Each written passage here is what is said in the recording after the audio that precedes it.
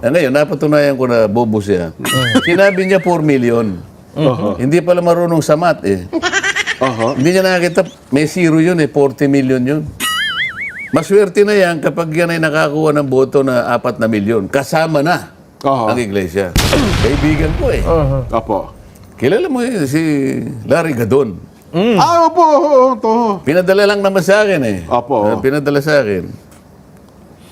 Hindi ko nababasahin, medyo... Pero sa gist niya, Opo. yung si Congressman Marcoleta, hindi mananalo yan.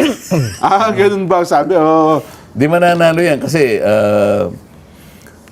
kung ibig niya kasing sabihin, akala niya siguro, wala na ako sa panig ni Pangulong Bongbong Marcos. Okay, opo. Hindi ko nga alam kung bakit niya sinabi yun. Kasi kanya, pag sinabi mo yung mga kay Duterte, hindi kakayanin yan eh.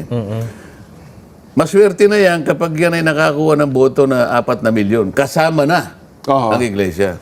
Oo. Itong analysis niya, tingnan mo kasi yung dating chief ng police, PNP, General Eliazar kanya.